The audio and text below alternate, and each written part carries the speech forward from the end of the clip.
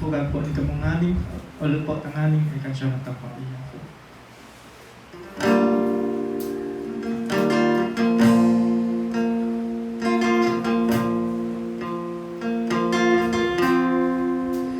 Guide me, oh my great Redeemer, pilgrim through this barren land.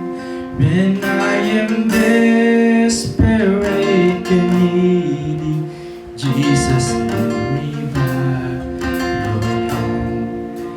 Let your Spirit ever with me, be the compass on my way. I will trust you through the darkness. You will not lead me astray. Christ before me, Christ behind me, Christ within me every day. Be my path and price forever. Jesus, guide me all the way.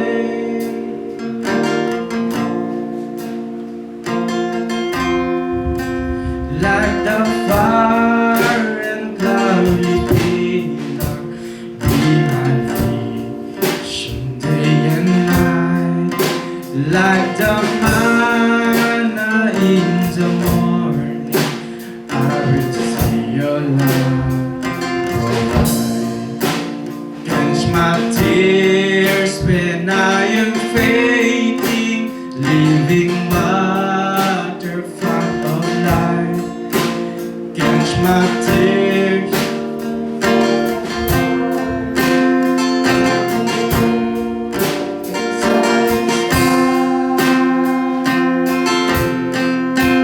Christ before me, Christ behind me, Christ within me every day. Be my path and price forever. Jesus, guide me all the way.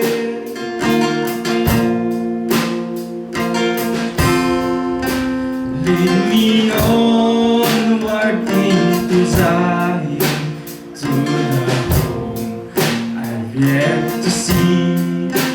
Bring me to that better country where I finally belong.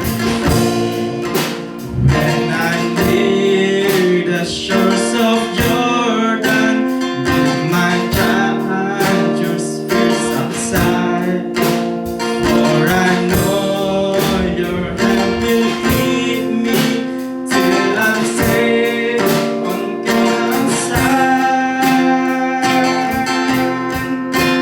Christ before me, Christ behind me, Christ within me every day. Be my path and price forever. Jesus, guide me all the way. Christ before me, Christ behind me, Christ within me every day. Be my path and price forever. Jesus, guide me all the way. Jesus, guide me all the way. Marahil iyon.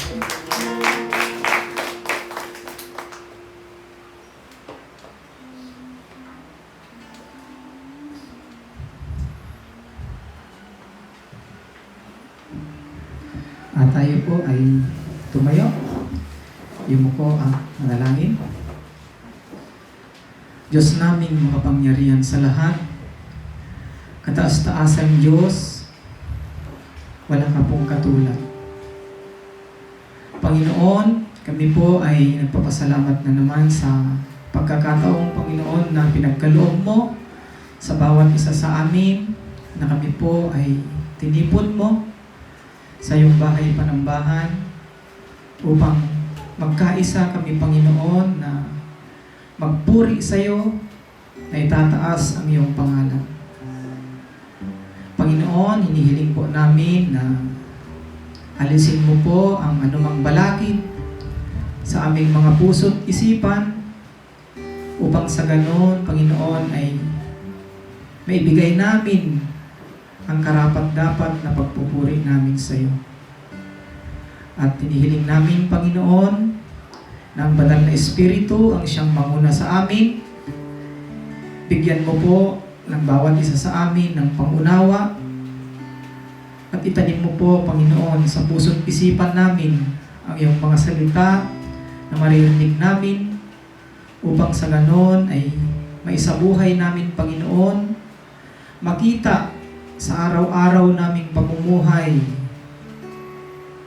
ang aming Panginoong Hesus sa amin, Panginoon.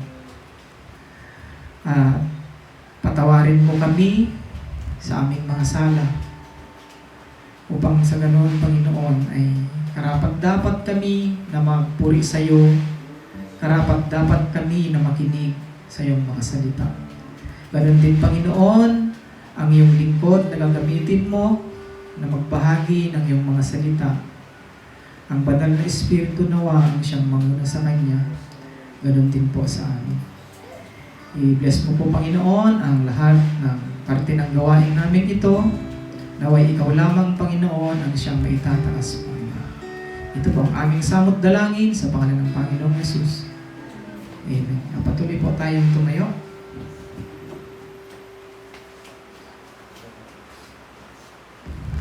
Katatamboy, Bibliatang Awit 149.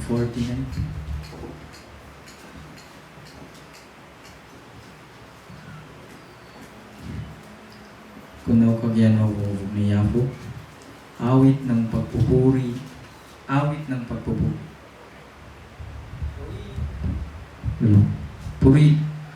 Purihin si Yahweh. O si Yahweh ay purihin. Awitan ng bagong awit. Purihin sa pagtitipon nitong mga tapat sa Kanya. Magalak ka, O Israel, dahilan sa manlili ka. Dahilan sa iyong hari, ikaw Zion ay matuwa. Purihin sa pagsasayaw, purihin ang Kanyang ngalan. Alpat tambol ay tugtugin, at siya ay papurihan. Si Yahweh ay nagagalak sa Kanyang mga hirang. Sa mga mapagpakumbabay, tagumpay ang ibibigay. Sa tagumpay na natamo, magalak ang mga hirang. Sa kanilang pagdiriwang ay magsaya't mag-awitan. Papuri sa ating Diyos, ipahayag ng malakas. Hawak-hawak ang espadang dobleng talim at matalas. Upang bawat mga bansang malabis ay gantihan at bigyan ng mamamayan ng parusang kailangan. Mga halit, mahalika ay kanilang bibiyagi.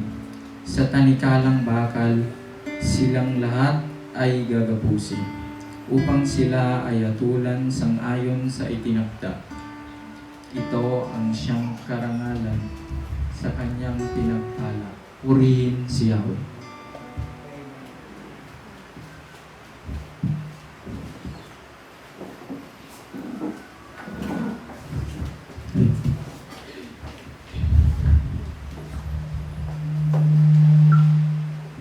Just fugal na itam ng aming waragi ira. Ay bitak ko to, ng aming itam ay makipapkansyong tetam po padayaw tayafu.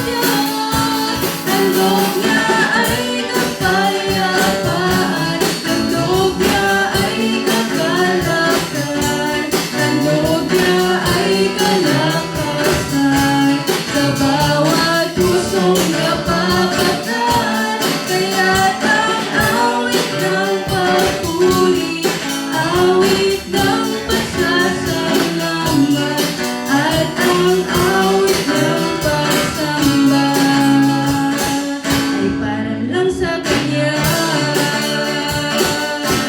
Handog niya ay kapayapaan, handog niya ay kagalakan, handog niya ay kalakasan sa bawat pusong napapakan. Kaya't ang awit ng papuri, awit ng pasasalamat, at ang awit ng pagsamba ay para lang sa Kanya, ay para lang sa Kanya. Amen. Ipabatang paiyakotang, patuloy tang paiyakan siya na.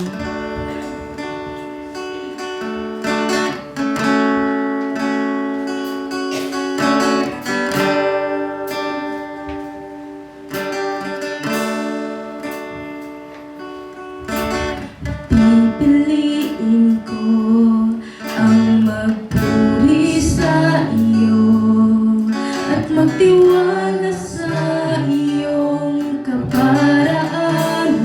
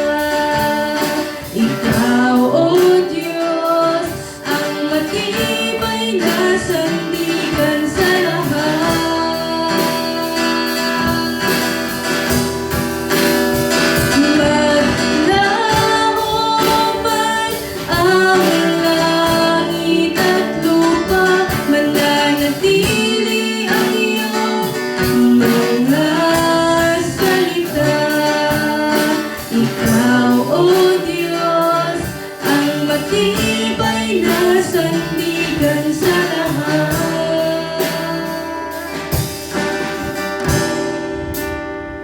Sa gitna ng bagyo, aawitan kita. Sa lungkot at sa saya, pupurihin kita. Ikaw, O Diyos, ang matibay na sandigan sa lahat. Amen. Ipapatang po iyakot ang maragi ira.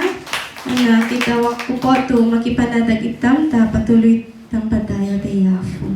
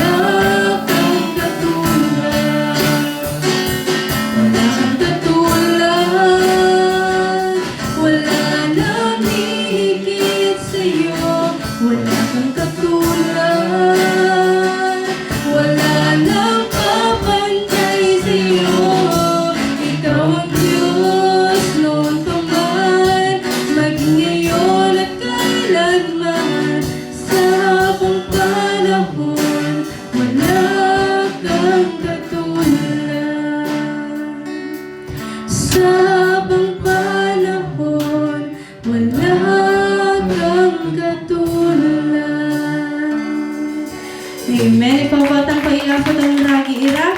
Marayaw iyafo sa kawepo ay welcome tampo ikatagitaday.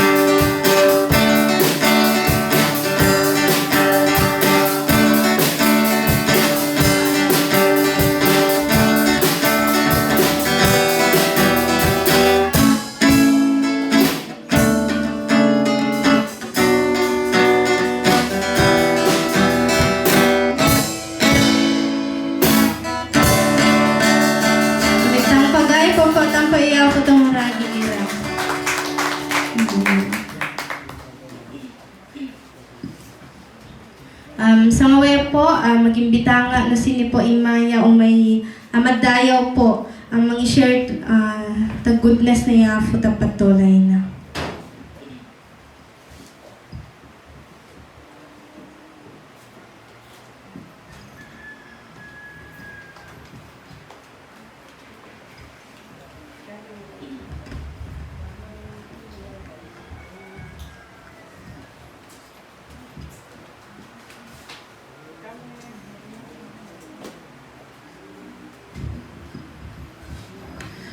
Diyos ta fugad tanitang amin oragi ira kakaraka iku idadayaw i Diyos ta piana nga kanayon ta patulay mi ta proteksyon na ta inagagaw pangyawa na to sigang makasta to gawa-gawayang dayarayaw ako i Diyos ta nakaanginga din ta Santa Maria ta kagabi marayaw iyafo ta nakapa-fellowship kami, the pastors, sa karuang ira, pabulong to pa pastors din, pati ta Grace Women's ira, to karuang, magbalo, ta iyafo ta nakapa-fellowship, nasingang pagkamp sa nga na kwatari, nakabataan ira, dati nga nabisto, padyangad ta, papakarenwang sangaw, marayaw i Diyos ta ipamabulod to makapa-fellowship, mabisita yung lugar proteksyon na takatagitat tayo ta pinapangi na ta pinanlabi dayaw ko din iyafo ta nakangay nga din man at di sinabi ta allo na din na iyafo nakapadayaw din kang nore maski no ikarwang awang ta ditang Manila karwang mag-OJT karuang biniira ta sentro maski no kunari patuloy tanglapa nga umay madayrayo ta yafo ta yatong lagu kuana yafo tan nitang nagagalan na awag to kagitang to Diyos tang iyafo makiyafo itang tumutultang ta oray na. Sa yari lamang marayarayaw iyafo kung paano nga aming i-honor nagdayo. Ito po.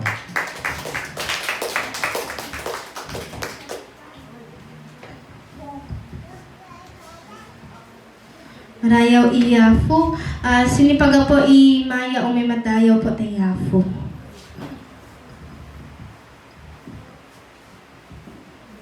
So noong damo ragi ira kinatan po itad dayto kansyong lagay na po ng mensahe. Po patang po iyafo tong ragi.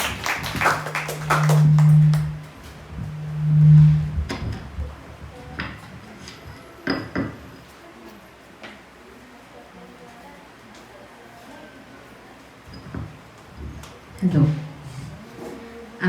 Marayaw iyafo ta presensya ng katadaday. Tulad po ng natutunan natin kanina sa ating Sunday school, totoo na kung hindi unang gumalaw ang Diyos, hindi po tayo mabibiyayaan ng eternal life and everlasting life. Kaya nararapat lamang po na purihin natin ang Diyos dahil sa kanyang pag-ibig, sa kanyang grace and mercy na nagsusustain sa atin araw-araw. Kaya awitan po natin ang ating Panginoon.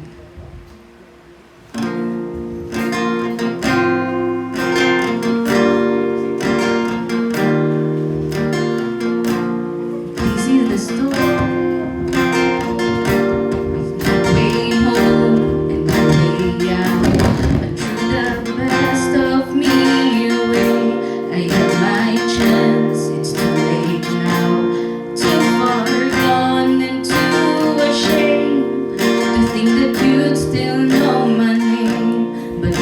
Refuse to let my story end that way.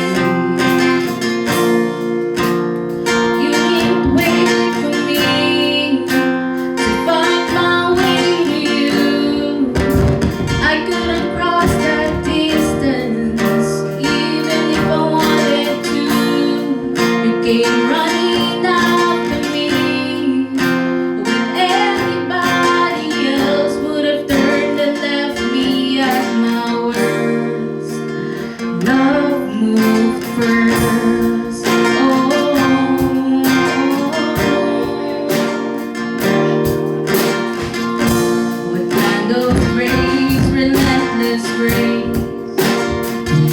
this purple cloud. Going to this prisoner's cage, take my hand and pull me out. You knew I couldn't break the chain, so you became the change in me. And now I'll live to tell the story of the God who rescues.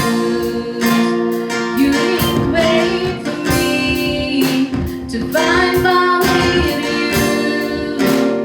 I couldn't cross that distance, even if I wanted to. You came running after me. Anybody else would have turned and left me at my worst. Love moved from the throne to the manger, from the manger to the grave. Your cross is the proof. Love made the first move, from a brave man to keep you to a stone rolled away. Your cross is the proof. Love made the first move. I remember where you found me. I'm amazed by where I stand. Your cross is the proof that love made the first move. You didn't wait for me to find my way to you. I couldn't cross that distance, even if I wanted to. You came running after me. Anybody else would have turned and left me at my worst. Love moves first. Oh, love moves first.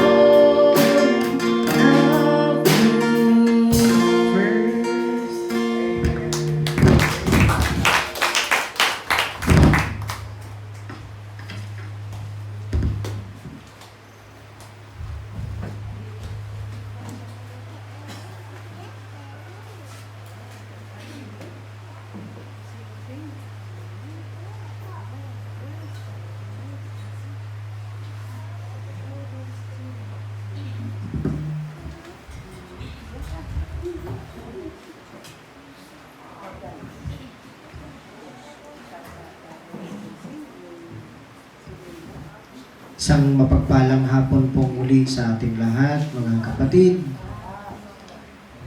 Wala po tayong pagpipilian, kundi gagamitin ko po ang Tagalog na pananalita sapagkat meron tayong kapatiran na nasa Canada na hinihiling niya na kung maaari po ay Tagalog daw ang gagamitin kong pananalita sa preaching sapagkat hinahangad niya na pati ang kanyang kabiyak ay makikinig sa mensahe natin.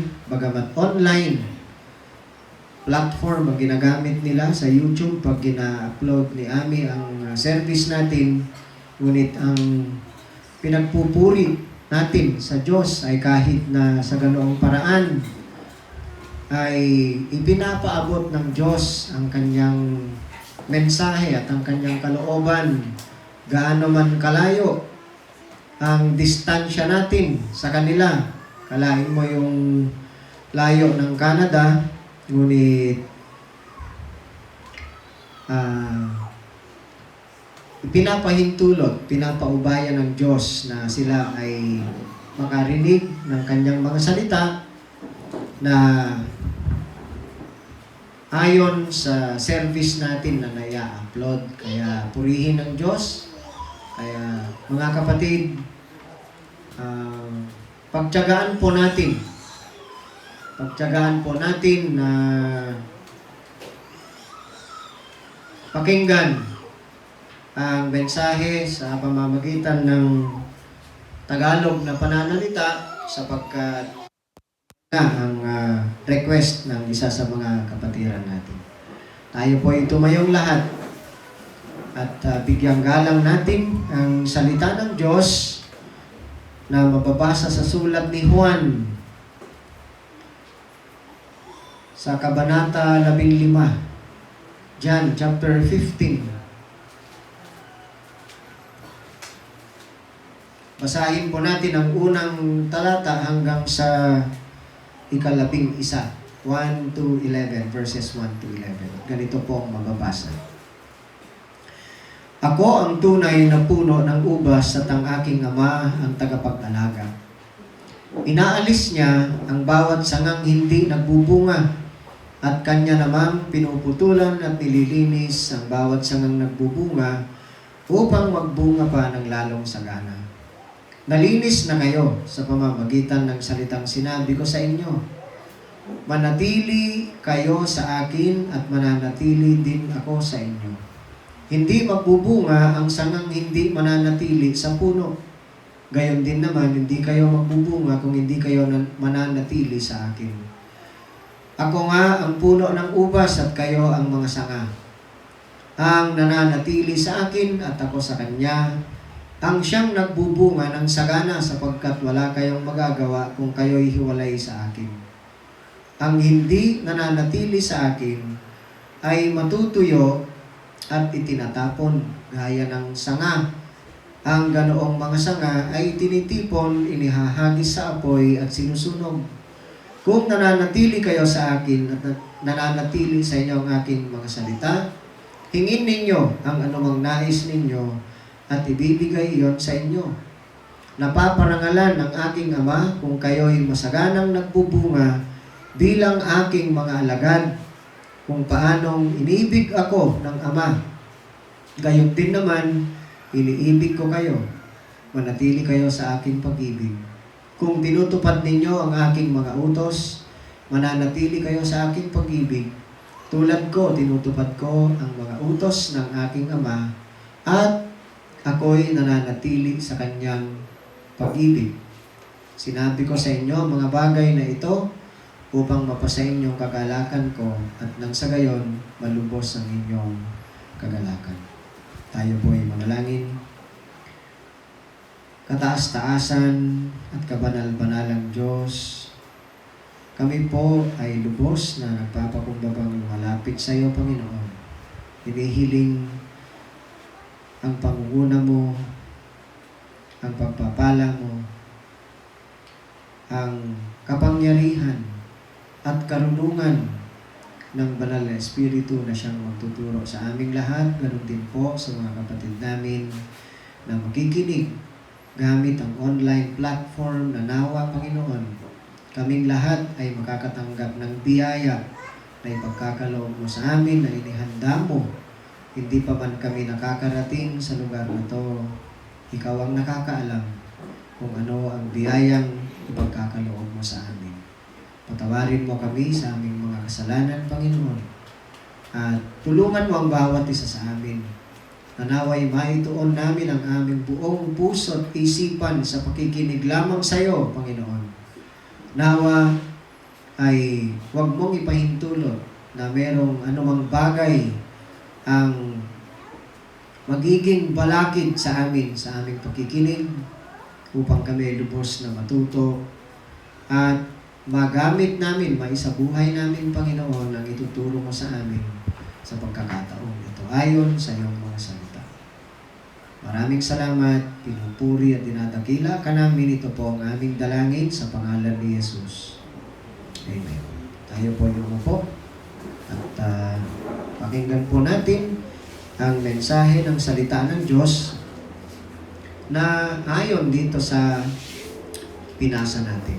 So, ang John chapter 15 po, kung maalala ninyo sa klase natin sa hermeneutics, yung mga classmates ko sa hermeneutics, ito po ay isang uri ng tinatawag na figure of speech, ang pananalita na ginamit ng Panginoong Jesus dito.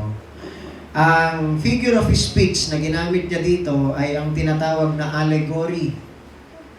Isang type ng extended metaphor, katulad din ng parable. Ang pagkakaiba lang, ang allegory ay hindi gumagamit ng actual na kaganapan na nangyayari sa pang-araw-araw na buhay, Bagkus ay symbolic ang ginagamit ng nagsasalita. Katulad nito, ang Panginoong Yesus ang nagtuturo sa kanyang mga alagad. Tandaan natin na sa setting ng pagtuturo ng Panginoong Yesus, wala siyang ibang kausap dito kundi ang kanyang mga 11 nalalabing alagad o apostoles. Wala siyang ibang kausap dito kasi ito na yung pagkakataon na kung saan inihahanda ng Panginoong Yesus ang kanilang mga puso, ang kanilang isipan sa nalalapit niyang pagganap sa kanyang gagawing pagtubos sa kanyang mga piniling ililigtas. Malapit na dito, nalalapit na dito ang pagpunta ng Panginoong Yesus sa krus para maipako. So, binibigyan niya ng kasiguraduhan.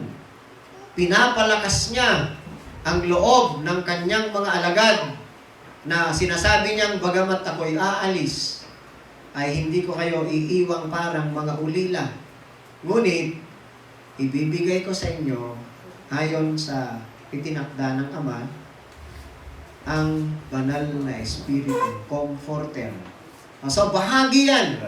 So, dito sa turo niya, from verse 1 to 11, ito ay binibigyang halaga at diin ng Panginoong Yesus ang ugnayan niya sa kanyang mga piniling mga alagad, sa kanyang mga piniling ililigtas, na itinuring niyang hindi lamang mga lingkod, kundi kaibigan. Dahil ang sabi ng Panginoong Yesus, hindi ko na kayo tinuturing na mga lingkod, bagkus ngayon tinuturing ko kayong mga kaibigan sapagkat lahat ng kalooban ng aking Ama ay sinabi ko na sa inyo ng maliwanag. Ngayon, napakahalaga na maintindihan at maunawaang mabuti ng kanyang mga tinuturuan ang ugnayan nila kay Jesus na kailanman ay hindi mapapatid sapagkat ang pakikipag-isa nila kay Kristo ay hindi nila saganang hangarin, bagkus yan ang hangarin ng Ama para sa kanila nung sila ay akayin ng Ama at ibigay sa kanyang anak na si Jesus upang magkaroon sila ng tunay na ugnayan sa Kanya. So ito po ang pag-uusapan natin, our reunion with Christ. Ang ugnayan natin kay Jesus. Kung sila ay na-establish ang kanilang union with Christ because that is the will of the Father. Gayon din sa ating mga mananampalataya ngayon, dahil yan din ang hiniling ni Jesus sa kanyang Ama nung siya'y nanalangin sa John chapter 17. Ipinanalangin niya ang mga sasampalataya sa pamamagitan ng turo ng mga apostol sa hinaharap. At tayo ay kabilang doon. So, ang union natin kay Christ ay na-establish din ayon sa kalooban ng Ama. Okay, so para maintindihan natin mabuti itong allegory na to, kasi ang ginamit ng Panginoong Yesus dito, sabi niya, ako ang puno ng ubas. I am the vine, you are the branches. Ang tawag dyan ay allegory. Isang figure of speech na merong isang maliwanag na katotohanan na gusto niyang ituro sa kanyang mga alagad upang sa ganon ay mananatili sila at magiging mabunga bilang kanyang mga piniling maging alagad niya. So, mayroong 3 bagay na gusto ko pong ibahagi sa inyo tungkol sa ugnayan natin kay Kristo. Na itong union natin with Christ, una is a living union. Pangalawa is a loving union. At ang pangatlo is a lasting union. So, ulitin ko. Our union with Christ, number 1, is a living union. Isang buhay na ugnayan. Pag sinabi nating living union, ang sabi ni Jesus dito sa verse 5 sa binasa natin, balikan po natin yung ating Biblia sa John 15. At ano ba ang sinabi ng Panginoong Yesus sa verse 5? Oh. Sige, tignan po natin ang ating mga Biblia. Ang sabi niya, Ako nga ang puno ng ubas at kayo ang mga sanga. Ang nananatili sa akin at ako sa kanya ang siyang nagbubunga ng sagana.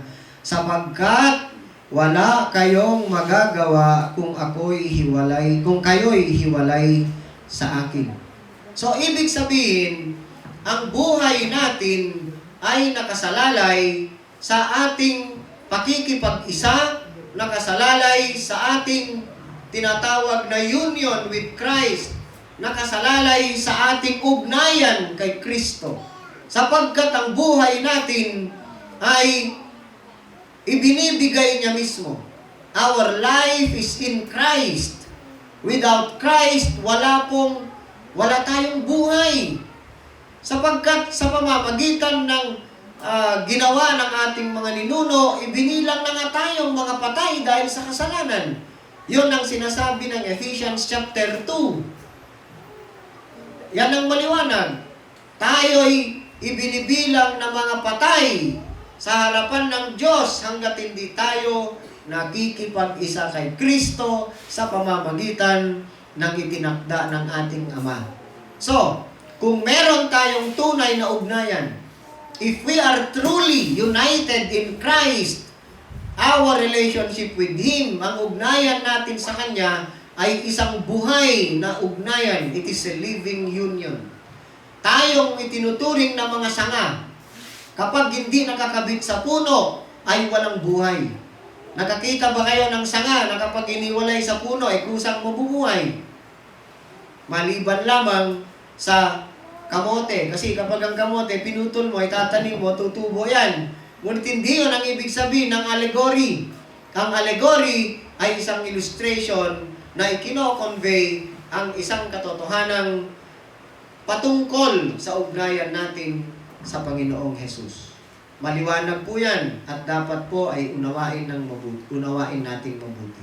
Napakarami po ang images o pagsasalarawan na si Kristo at ang tunay na mananampalataya ay merong ugnayan at yan ay nabibigyang diin, na-emphasize itong importanteng konsepto na to, ang ating ugnayan, union and communion. Hindi pwedeng maghiwalay, hindi po pwedeng magkakaroon ng communion ang isang tao sa Panginoong Yesus kung wala siyang union sa Kanya. Pag hindi po tayo nakakabit, tulad ng sanga, pag hindi nakakabit sa puno, hindi united, walang ugnayan, ay walang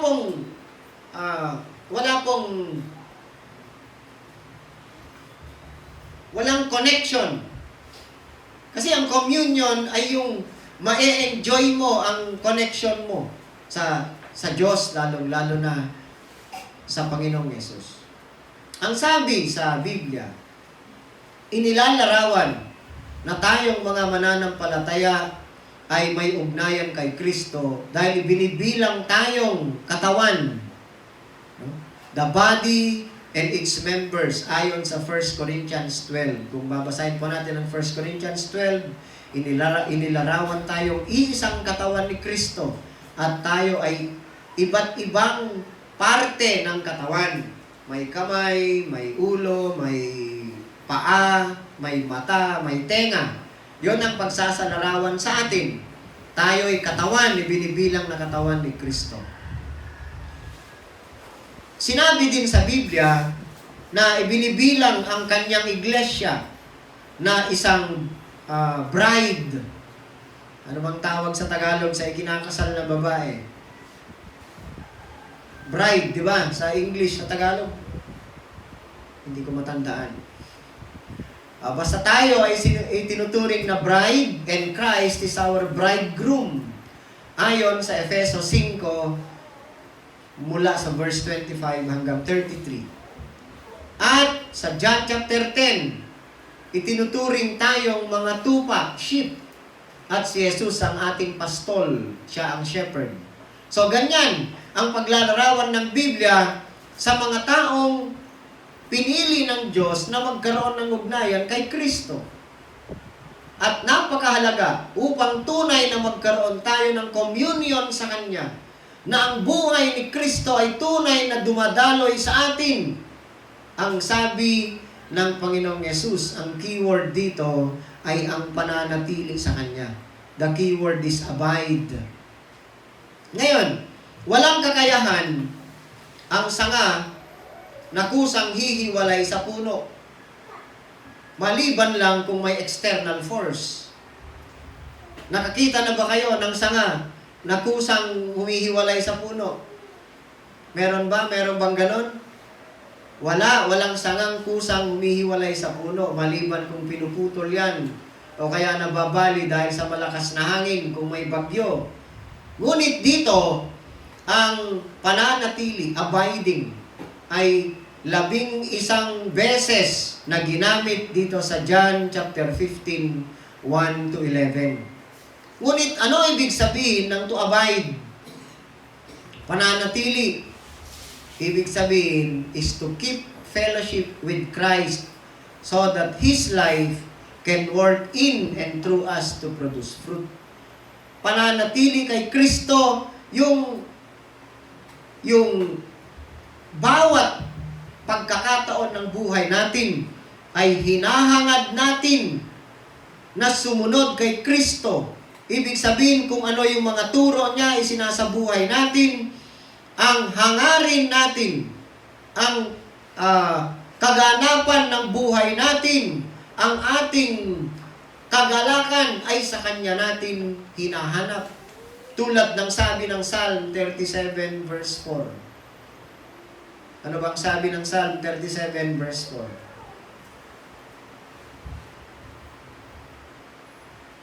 Tignan natin ang ating mga Biblia. Anong sabi ng Psalm 37 verse 4?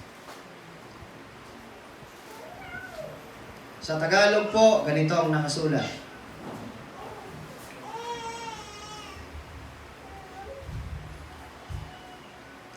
Kay Yahweh mo hanapin ang kaligayahan, at ang pangarap mo ay iyong makakamtan. Yan ang sabi.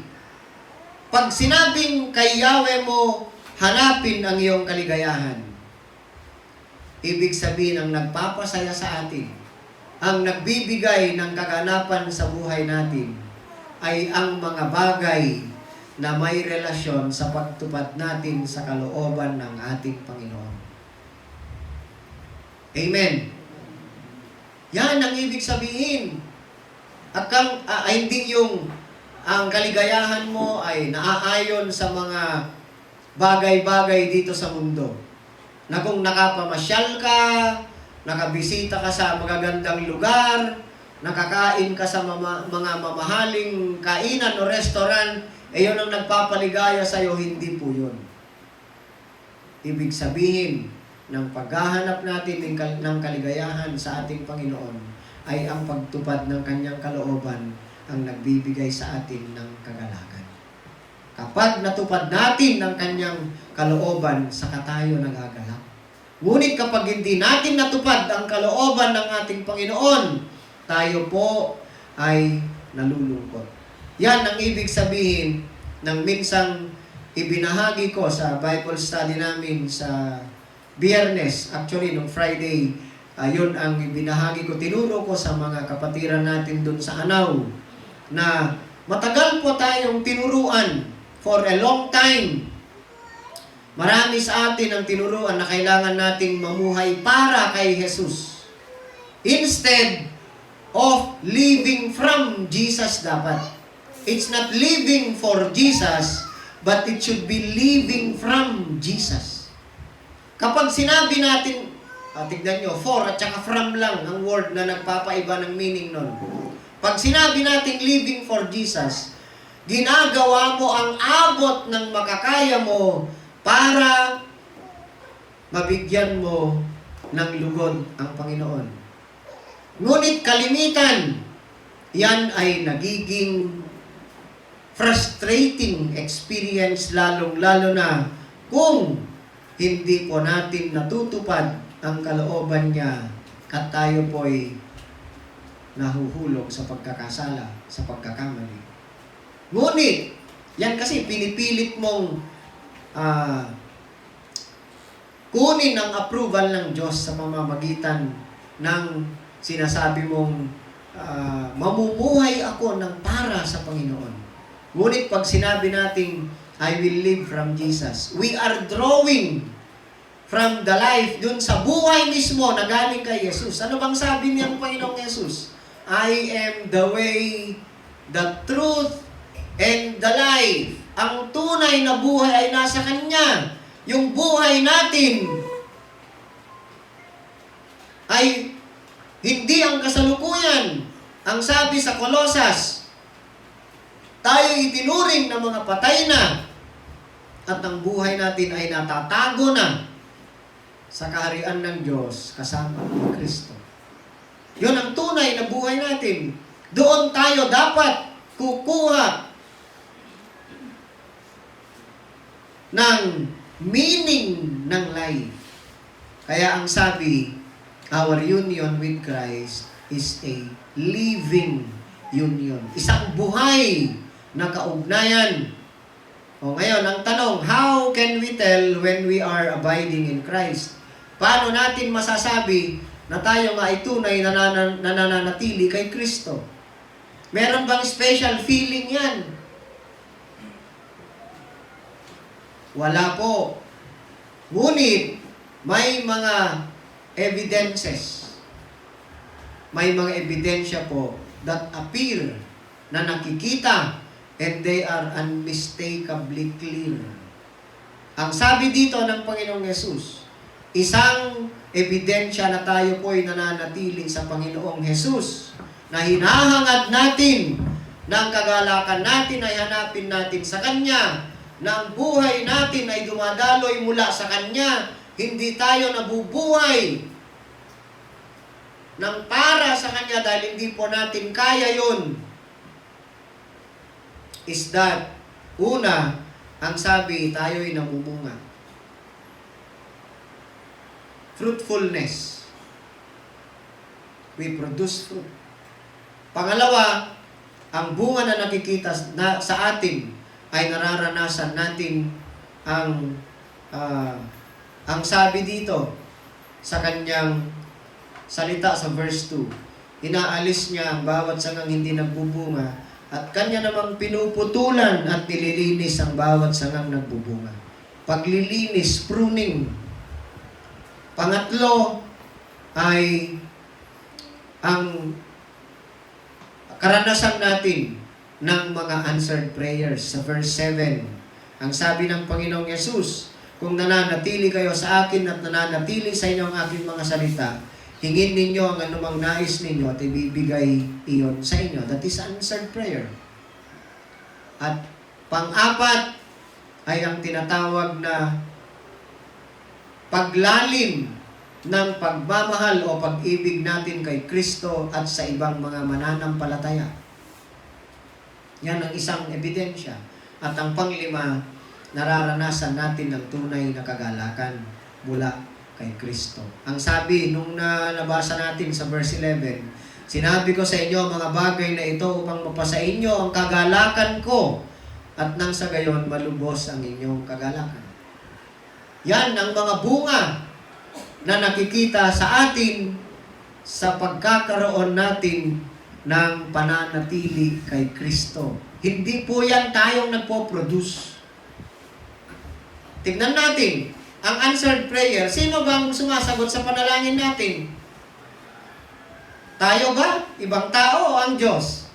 Ang Diyos. Kung ang isang bunga ng pananatili kay Jesus ay ang pagtugon sa ating mga panalangin, yan ay galing sa Diyos. Pagkat ang tugon sa panalangin natin ay Diyos ang may gawa. Ang bunga natin, kaninong bunga ba yan? Saganang atin ba? O bunga ng Espiritu Santo? bunga ng Espiritu Santo ayon sa Galatians chapter 5, verses 22 and 23.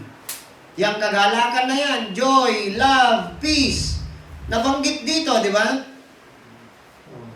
Kagalakan dun sa verse 11.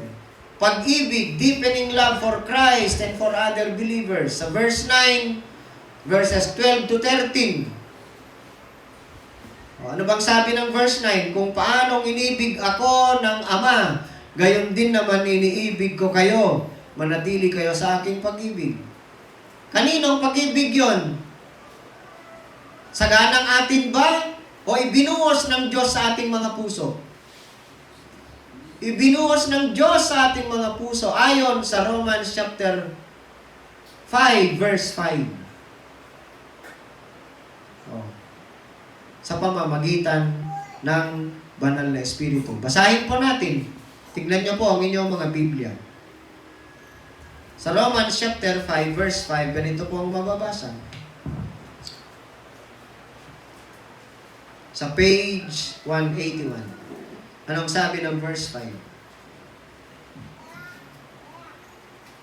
At hindi tayo binibigo ng pag-asang ito, sapagkat ang pag-ibig ng Diyos ay ibinuhos na sa ating mga puso sa pamamagitan ng Espiritu Santo na ipinagkaloob sa atin ng Diyos. Ipinagkaloob sa atin ng Diyos sa pamamagitan ng Espiritu Santo ang pag-ibig at ibinuhos sa ating mga puso. Kung kaya't kapag tayo'y tunay na may ugnayan kay Kristo, mananatili tayo sa Kanya, hindi sa pamamagitan ng sarili nating lakas at paghangad, kundi yan ang kalooban ni Jesus upang tayo'y maging mabunga. That is our living union with Him. Amen. Ang pangalawa, our union with Christ, number 2, is a loving union. Bunga ng pag-ibig niya. Ang sabi sa verse 2 nang binasa natin, balikan nga natin yung verse 2 para lubos natin pong maunawaan. John 15, verse 2. Ano bang sabi dyan?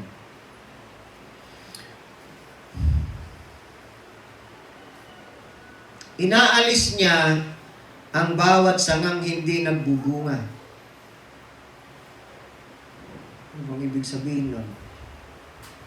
Inaalis niya ang bawat sangang hindi nagbubunga. Every branch in me, sa English niya, He puts away. Every branch in me that does not bear fruit, He casts away or puts away. Parang negative ang tono niya, ano? Negative ba? Inaalis niya ang bawat sangang hindi nagbubunga. Inaalis daw niya. Negative ba yun? O positive ang tono? Wala, inaalis pala niya. Hindi tayo nagbunga. Paano yun? Di mafo-forfeit natin ng salvation. Di kontra na dun sa tinuro ko kanina sa inyo sa Sunday school natin. Yun ba ibig sabihin yan? Tignan po natin, aralin natin, ano ba ang original na Greek word na ginamit dyan sa pagsabi na every branch in me that does not bear fruit, He cast away. Inaalis. Hindi nagbubunga at ang aking Ama tagapag-alaga. Inaalis niya ang bawat sangang hindi nagbubunga. Ano bang ibig sabihin ng inaalis dyan? Ano bang original na Greek word kasing nagamit dyan? Ang original Greek word po, pinasa ko sa concordance. Ang Greek word pala ng castaway dyan ay airo. Sa Greek, na ang ibig sabihin ay ibinabalik, to put back. Sa ancient na pag-aalaga ng vine, ang ginagawa ng vine dresser, kapag hindi nagbubunga yung sanga, kasi ang sanga na bumababa, di ba? Alam naman natin ang ubas. Ang ubas ay hindi punong kahoy. Siya ay vine. No? May trellis yan dapat kung saan umaakyat. Parang parang ampalaya. Ganon ang vine na tinatawag. Kapag ang sanga ng ubas ay bumababa, napupunta sa lupa, hindi nakakakuha ng sunlight, nadudumihan, hindi yon nagbubunga. Kaya ang ginagawa ng magsasaka, sino bang tinuturing na vine dresser dito? Ang ama. Ang ama ang itinuring na vine dresser.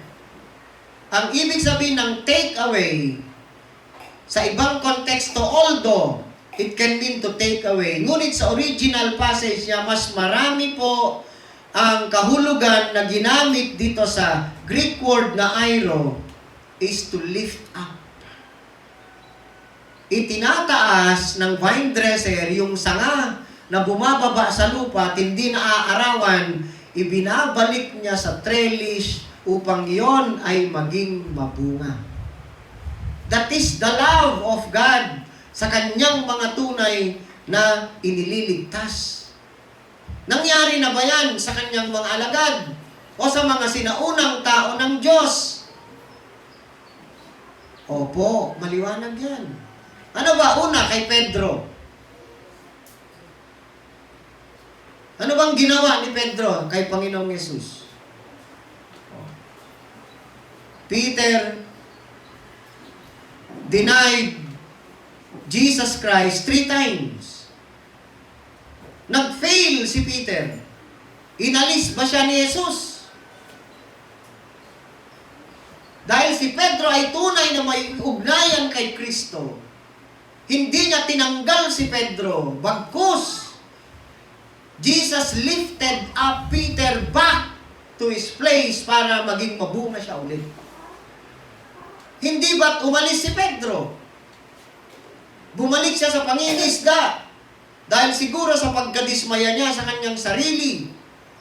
Ang warning pa ng Panginoong Yesus, dati niyang itinuro, if anyone denies me before the people, I will also deny him before my Father in heaven. Ngunit dumating ang pagkakataon na idininay ni Peter si Jesus. Ngunit, imbes na putulin ni Jesus ang ugnayan ni Pedro sa kanya, dahil sa ginawa ni Pedro yon, ginawa ba ng Panginoong Jesus na pinutol niyang ugnayan niya kay Pedro? Hindi. So ito yung application ng tinatawag na original Greek word nitong verse 2 ng John 15, to lift up. Jesus lifted up back Peter. He lifted back Peter up para makapamunga muli si Pedro. At magmula noon, nung muling ni-restore ng Panginoong Yesus si Pedro, hindi niya hinayaan na tuluyang umalis si Pedro. Because Jesus was preserving Peter. Hindi niya pinutol ang kanyang ugnayan because that is the display of His love. Kaya muling naibalik si Pedro at naging mabunga siya sa kanyang ugnayan kay Kristo. Amen. So yung airo na Greek word dyan ay hindi ibig sabihin na putulin. Ang problema kasi sa pag-i-interpret kung minsan, pag sinabi nilang putol, o inaalis, pagputol ka agad ang pumapasok sa isipan. Hindi nila inaaral mabuti kung ano nga ba ang tunay original na kahulugan ng salita na ginamit doon sa original na salin ng Biblia. Kaya kailangan sa pag-aaral po, tignan natin, ano ba talaga ang original Greek word nito? Subukan niyong tignan later. Kung meron po kayong downloaded na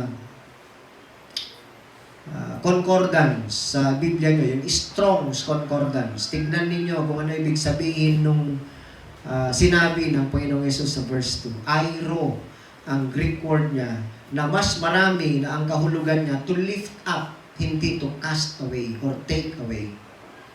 Kahit sa Old Testament, nakita po natin yan, na sa pag-ibig ng Diyos, because they have union with Him.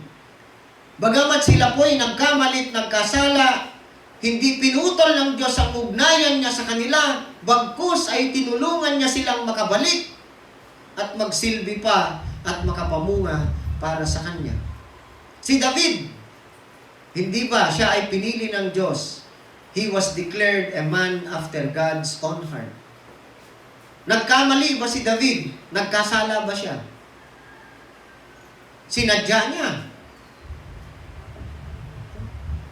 Nagkasala siya ng pangangalun niya kay Bathsheba. Siya pa ang nagpapatay sa asawa ni Bathsheba na si Uriah.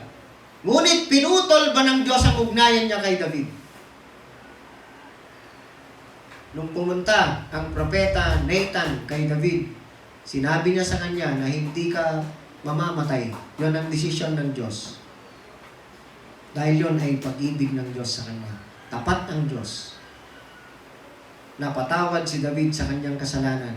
Bagamat, nung hiniling niya na huwag sanang mamatay ang anak nila ni Bathsheba dahil yon ang desisyon ng Diyos. Hindi ka mamamatay, sabi ni Prophet Nathan kay David, ngunit ang anak ninyo ni Bathsheba ay mamamatay. Kahit nanalangin si David, tumangis siya, hindi kumain, nagsising lubos, ngunit ang desisyon ng Diyos hindi nagbago, namatay ang anak nila. But, concerning David, because of his loving union with God, hindi pinutol ng Diyos ang ugnayan niya kay David, bagkus ay binalik si David upang siya ay maging mabunga muli. Si Samson, alam natin ang istorya ni Samson, di ba?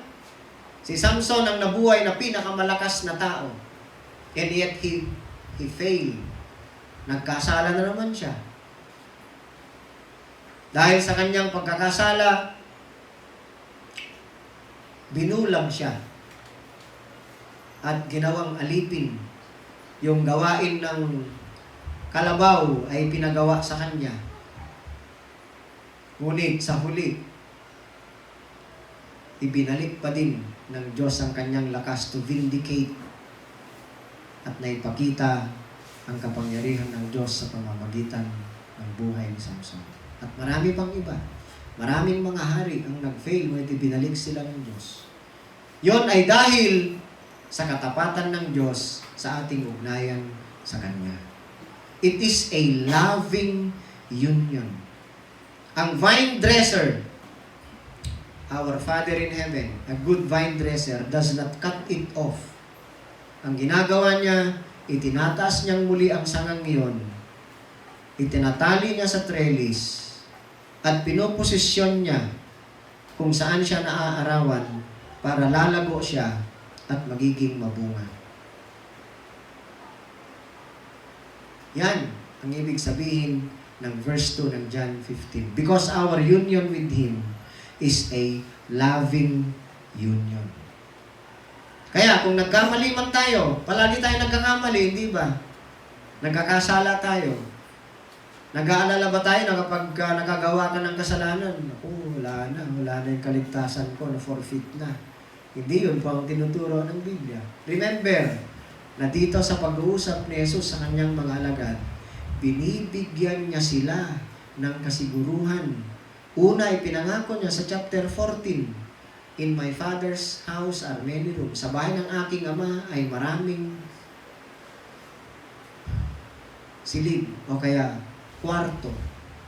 At pupunta ako doon para maghanda ng tutuluyan ninyo.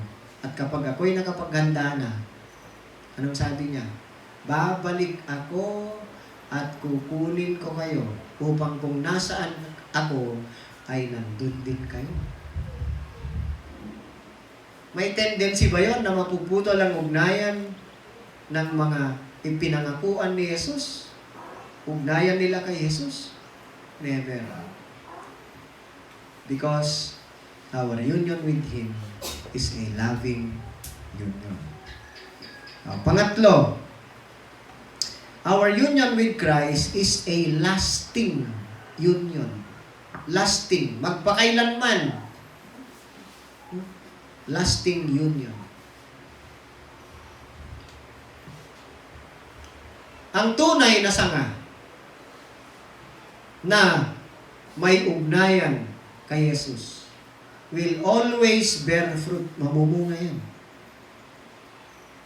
Sinabi ko naman na sa inyo kanina kung ano yung mga bunga na nakikita sa buhay natin. Magkakaroon at magkakaroon ng bunga ang ugnayan natin kay Jesus sapagkat hindi tayong nagpo-produce ng bunga, kundi siya na source ng buhay natin. There is always fruit where there is life. Kung walang bunga, ang sabi, walang silbi ang sanga, and it is cast away and burned. Ano? Isa na naman yun. Tignan natin yung verse 6 ng John 15. Parang negative na naman ba yan? Tignan natin. Ang verse na ba na yan ay ginagamit upang tayo itakutin. Ang hindi nananatili sa akin ay matutuyo at itinatapon, gaya ng sanga. Ang ganoong mga sanga ay tinitipon, inihahagis sa apoy at sinusunog. Sino kayang tinutukoy ng Diyos dyan?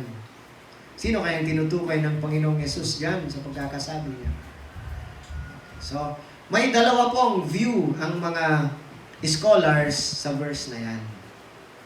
Ang isang view ng mga Bible scholars dyan ay sinasabing yan ay description ng divine wrath ng Diyos sa taong walang tunay na ugnayan kay Jesus katulad ni Judas. Ang ibang position ng mga scholars dyan, yan ay divine discipline lamang rather than eternal destiny. Ang ibig sabihin, pag sinabi na hindi nananatili sa akin, description ng ibig sabihin ng Panginoong Yesus, pag hindi ka nananatili, wala kang tunay na ugnayan sa Kanya.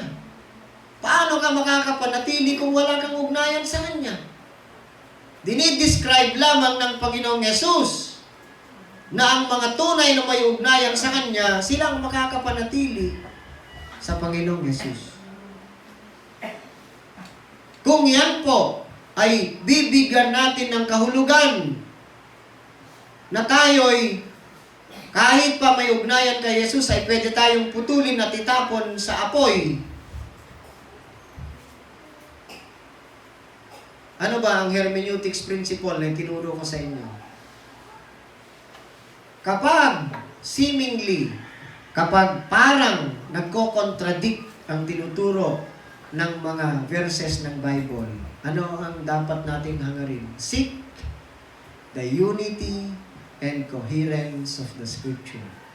Kapag sinabi natin gano'n ang kahulugan niyan, the true believers can lose their salvation.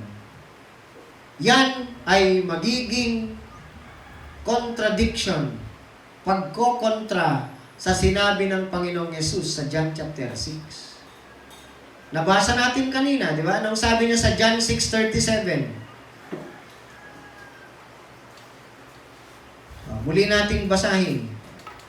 Sa verse 37 ng John chapter 6, ang sabi ng Panginoong Yesus, lalapit sa akin ang lahat ng ibinibigay sa akin ng Ama. Bakit sila lalapit? Para magkaroon ng ugnayan sa Kanya. So, ang Ama, ang reason why believers are united to Christ. At kapag lumapit ang mga pinili ng Ama na ilapit sa Kanyang anak, anong sabi niya? At hindi ko itataboy kailanman ang sino mang lumalapit sa akin. Kailanman hindi itataboy ni Jesus. So kung iuugnay natin ito sa turo niya dun sa John chapter 15, puputulin ka ba at itatapon ka sa apoy? Yun ba ibig sabihin? Para malus mo ang iyong salvation? Hindi. Kapag yan ang pag-intindi natin dito, pinagkokontra natin ang turo ng Panginoong Yesus sa ibang bahagi ng Kanyang salita. Ganon din sa John chapter 10. Tignan natin ang John chapter 10. Sa verses 27 hanggang 30, ganito ang sinabi ng Panginoong Yesus. Nakikinig sa akin ang aking mga tupa. Sinabi ko sa inyo kanina yan. Description ng union natin kay Kristo. Tayo ay tinuturing ng mga tupa at siya ang ating pastol. Ang sabi niya, nakikinig sa akin ang aking mga tupa, nakikilala ko sila at sumusunod sila sa akin. Binibigyan ko sila ng buhay na walang hanggan. Ang ibinibigay po niya, buhay na walang hanggan. Kailan may hindi sila mapapahamak at hindi sila maaagaw sa akin ninuman. At sabi niya sa verse 29, ang aking ama na siyang nagbigay sa kanila sa akin ay lalong dakila sa lahat at hindi sila maaagaw ninuman sa aking ama. Ako at ang ama ay iisa. Kung anong kapangyarihan ng ama, ganun din kay Jesus. Kung ipinangako niyang walang makakaagaw sa kamay niya, sa tunay na mga mananampalataya, mananatili sila sa Kanya dahil sa Kanyang hawak sa kanila. It is not our frail hold of Him that saves us unto glory, but the mighty hold or mighty grasp of the Father and Jesus that will make us stay. Mananatili po tayo hanggang matupad ang kalooban niya na tayo'y makakaabot sa Kanyang kaharian. Amen. Oh. So, hindi po wise. It is unwise. O kaya sa Tagalog, isang kamangmangan na gumawa ka ng theological doctrine mo ayon sa isang parable o allegory. Hindi po dapat ganyan sapagkat ito po ay symbolic. Jesus was teaching one main truth. Ano bang tinuturo ng Panginoong Yesus dito sa kanyang mga alagad? Ang one main truth ng allegory ay the fruitful life of the true believer. Pamumunga. Hindi po warning yan na malulus mo ang iyong kaligtasan. Kung ganon, dinalus na sana ni Pedro ang kaligtasan niya nung siya ay nagkamali at nagkasala. Ngunit hindi. Hindi, pinutol ng Panginoong Yesus ang ugnayan niya kay Pedro. Bagkus ay binalik niya si Pedro, itinaas niya muli si Pedro. He lifted Peter back so that Peter would become fruitful the rest of his life. Kapag ganito ang binabasa natin mga kapatid, we should not press the details too much. Yon ang hermeneutic principle sa pag-intindi ng parable at ng allegory na tinatawag. So, kung ang isang sanga hindi namumunga, katulad ng sabi ko sa inyo kanina, airo,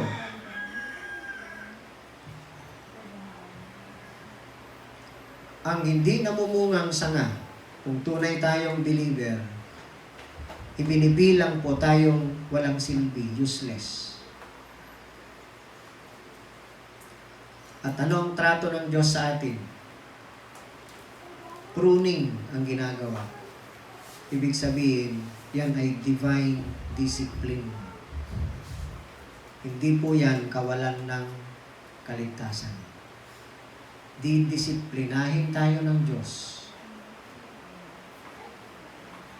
Bagamat ang disiplina ng Diyos, ayon sa Hebrews chapter 12, kung minsan ay hindi kaaya-aya sa atin. Tignan natin ang Hebrews 12. Divine discipline ang ibig sabihin po ng verse 6.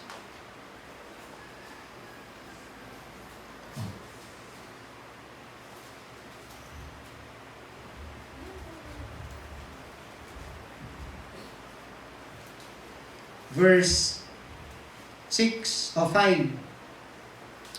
Nalimutan na ba ninyo ang panawagan ng Diyos sa inyo bilang mga anak niya? Mga salitang nagpapalakas ng loob. Sa verse 5. Anak ko, huwag mong baliwalain ang pagtutuwid ng Panginoon. At huwag mong mamasamain kapag ikaw ay dinidisiplina niya. Sapagkat dinidisiplina ng Panginoon ang mga minamahal niya at pinapalo ang itinuturing niyang anak. May pagpapalo na sinabi dyan. Tiisin ninyo ang lahat ng hirap bilang pagtutuwid ng isang ama. Dahil ito ay nagpapakilalang kayo'y tinatanggap ng Diyos bilang tunay niyang mga anak. Sinong anak ang hindi dinidisiplina ng kanyang ama? Kung ang pagdidisiplina na ginagawa sa lahat ng anak ay hindi gagawin sa inyo, hindi kayo tunay na mga anak, kundi kayo ay mga anak sa labas. Yan ang sabi ng Biblia. Ang sinasabi sa John 15:6 ay parallel po dito sa sinabi ng Hebrews 12. Yan ay divine discipline upang tayo ay magiging mabunga muli sapagkat ang pinipili ng Diyos na maging Kanya, ang inaasahan niya ay dapat maging mabunga tayo. Yan ang sabi niya sa Isaiah. Pinili ko kayo out of many nations. Itinuturing kasi ang Israel noon as vine also. Sa Old Testament, ang vine na tinutukoy ang Israel. Pinili ko. Choice, vine, ang tinanim ko, sabi ng Diyos. Diniligan ko kayo, lahat ginawa ko. Binigyan ko kayo ng bakod, binakuran ko kayo. Inalagaan ko kayong mabuti at inaasahan kong maging matamis ang inyong bunga. Ngunit, nung tinignan ng Diyos ang bunga ng Israel, bakit ganun? Mapakla, hindi matamis. Saan ba nagkulang ang Diyos? Kailanman hindi nagkulang ang Diyos. Ganun din sa atin. Inaasahan ng Diyos na maging mabunga tayo. Sapagkat ang bungang yan ang nagbibigay ng lugod sa Kanya. Kaya, mga kapatid, ang pagiging mabunga natin ay nababatay sa pananatili natin kay Jesus. At ang pananatili na yan, ang Diyos ang may akda sapagkat siya ang vine dresser. Siya ang nagbibigay ng mga taong pinili niya sa kanyang anak. At ang mga pinili niyang yon, kapag hindi nagbubunga, dinidisiplina ng Ama bilang vine dresser. Ibinabalik niya yung mga sangang hindi nagbubunga upang maging mabunga sapagkat ang ginagawa ng Diyos ay all for His glory. Amen. So, yan po ang nais parating ng ating Diyos sa atin. Huwag po tayong mawalan ng pag-asa sapagkat hindi po tayo tinuturuan ng Diyos na matakot sapagkat ang tunay na turo ng salita ng Panginoong Hesus ay hindi pinuputol ng Diyos ang ugnayan natin sa Kanya. Bagkus, dinidisiplina niya tayo upang maipakita niya ang Kanyang pag-ibig, ang Kanyang pagkalinga. Napakaliwanag po. Jesus' message is clear when read through its original meaning. Ang pagiging mabunga is not the condition for God's care. Ngunit, ang God's care is what leads us to fruitfulness. Amen. So tayo po ay manalangin. Dakilang Diyos na siyang nagpakita ng habag at kagandahang loob sa amin. Ang sabi ng iyong mga salita, Panginoon, dahil sa iyong pag-ibig, bago pa man likhain ng mundo ay pinili mo na kami. Pinili mo kami ayon sa iyong foreknowledge and you predestined us to be conformed to the likeness of your Son, Jesus Christ, upang kami po ay maging mabunga na nagbibigay ng lugod sa iyo na aming Diyos at Panginoon. Nagpapasalamat kami, Panginoon, sa turo mo sa amin sa hapong ito. Nawa ang mga katotohanan ito ang siyang magiging angkor ng buhay namin at itong mga katotohanan ito ang siyang magpapabunga sa amin. Lord, Ikaw ang nakakakilala sa amin. Ikaw ang nakakaalam kung kami po ay nagbubunga o hindi. Ngunit salamat, Panginoon, sa assurance ng iyong mga salita na sa mga pagkakataong hindi kami namumunga, hindi mo pinuputol ang ugnayan mo sa aming bagkus. Katulad ni Pedro, ni David, ni Samson at iba pang mga pinili mo, ay ibinabalik mo, ay tinataas mong muli upang kami po ay maging mabunga para sa iyong katakilaan. Pagpalain mo nawa ang mga katotohanan ng iyong mga salita sa aming mga puso upang ito ay aming maisasabuhay. Ito po ang aming samot dalangin sa pangalan ng aming Panginoong Jesus. Amen.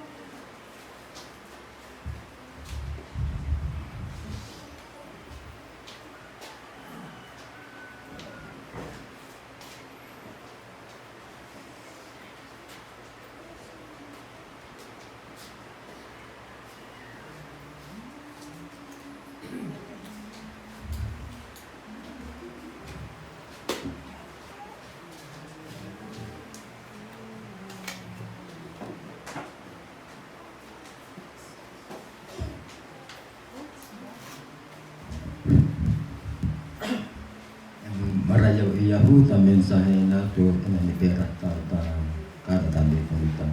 Itatambi to mas lang ako po iyahu. Ana kulyo tambi marayaw iyahu.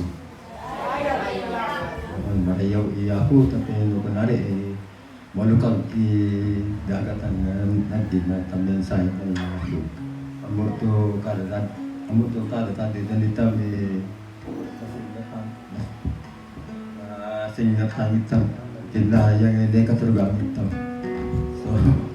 so maraya ya ana aku magitan kita yang memihina makapanguatan kami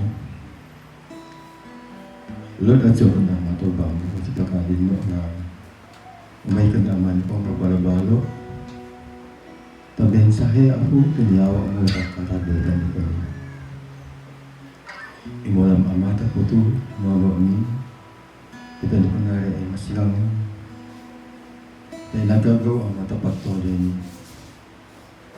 Magbalo ka pa mata, aya pagkinto mo ta kada kita ni kagi. Tamaski aron ipakukurangan mo. Aron ipapantan ni kani. Inayaan na kami pag-aama. Magpala ang mga tarita. Mensahe ako. Iperat kami takada deten. Depende ko na rin. Mas ikaw. Mas medyo irelasyon ng amatan ko. Magbalo ama. Magbalo mo pa ama kita. Blessing ka ama talaga po amatan ikaw. Sa ngayon ama, tiyempo nito may itoli, tumabagong ito kong amatan nito. Alawat ang ama, kanapensyo ang ngayon. Magbalo ama, marayaw ka tayo sa mitan na ganyan ng Jesus. Amen.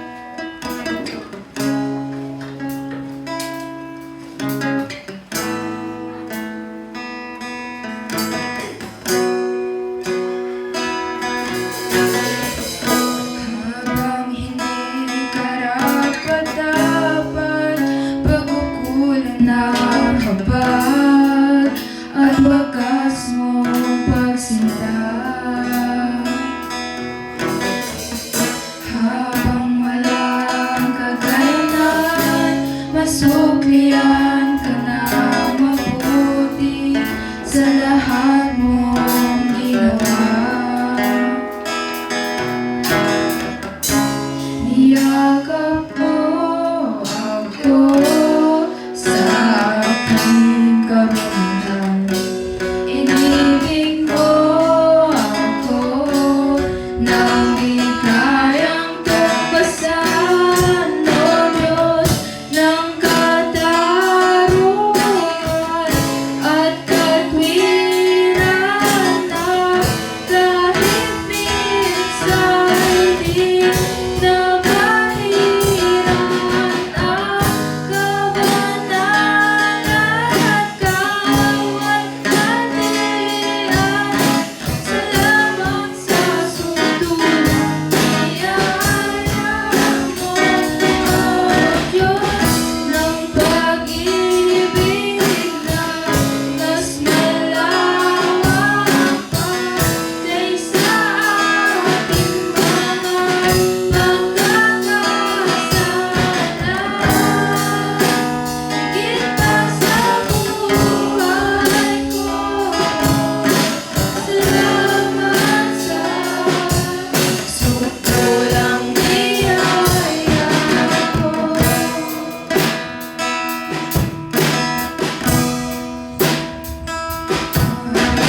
Hindi karapat-dapat pagkukulang na hanggan at wagas mong pagsinta. Habang walang kakayanan, masuklian ka ng mabuti sa lahat mong ginawa. Niyakap mo ako sa aking kabundan. Inibig mo ako nang di kayang tumpasan. O Diyos ng katarungan at katwiran, na kahit minsan di na mahirap ang kabanalan at kawaghatian. Salamat sa suntulang biyaya mo, O Diyos ng pag-ibig na mas malawak pa kaysa aking mga pagkakasala. Higit pa sa buhay ko, salamat sa sukulang biyaya mo. Salamat sa sukulang biyaya mo. Praise God.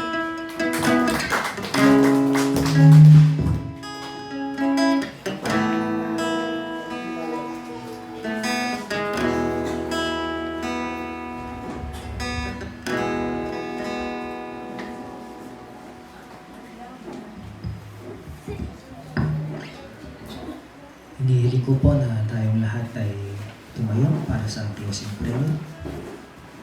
At tayong pong lahat ay yumuko.